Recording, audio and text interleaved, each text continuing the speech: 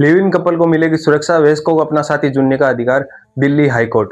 क्या है पूरा मामला, जानिए। Kartik and ANR versus state of ACT of Delhi and ORS मामले में महिला ने कोर्ट में याचिका दायर करते हुए कहा कि उनके पिता इस लिव इन से खुश नहीं है और वो उन्हें जान के मारने से धमकी दे रहे हैं। 17 फरवरी 2026 को उन्होंने लिव इन का एग्रीमेंट साइन करवा लिया था। इस पर जस्टिस सौरभ बनर्जी ने कहा कि लिव इन शादी के समान है, भले ही कानूनी रूप से नहीं। आर्टिकल 19 और 21 व्यक्ति को अपना साथी चुनने का अधिकार देता है, फिर चाहे माता पिता, भाई बहन, कोई रिश्तेदार या दोस्त हो। कपल के जीवन में न तो कोई उनको धमकी दे सकता है, न ही कोई दखल दे सकता है। यदि ऐसा करेगा तो उस पर कानूनी एक्शन। उन्होंने कहा था कि कपल एसएचओ, बीट कांस्टेबल से सहायता ले सकता है, कहीं भी रह सकता है, और यदि अपना निवास स्थान चेंज कर रहा है तो 3 दिनों के अंदर एसएचओ को इन्फॉर्म करे।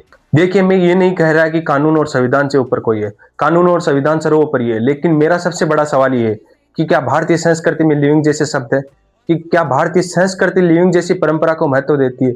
जब जब लिविंग की बात आती है, मुझे राजस्थान की वो वीरांगनाएं याद आती है जिन्होंने इसलिए जोहर कर लिया था कि बाहरी आक्रांता आकर उन्हें छू तक मिले। कैसे भूल सकते हैं रानी पद्मिनी को, जिन्होंने 16,000 महिलाओं के साथ जोहर किया था। मेवाड़ की उन रानी कर्णावती और फूल कंवर को कैसे भूल सकते हैं कि उन्होंने इसलिए जोहर किया था कि बाहरी आक्रांता की उन पर छाया तक न पड़े। रणथंभौर की रानी रंगा देवी। आज कैसे भूल सकते हैं जैसलमेर की उन भाटी रानियों को, जिन्होंने 24,000 महिलाओं के साथ में इसलिए जोर कर लिया था कि बाहरी आक्रमणकारी उनको छू तक न सके, उनकी छाया तक नहीं गिर सके उन पर। मेरा सबसे बड़ा सवाल आपसे कि भारत जैसी परंपरा में, भारत जैसी संस्कृति में लिविंग जैसा शब्द होना चाहिए या नहीं।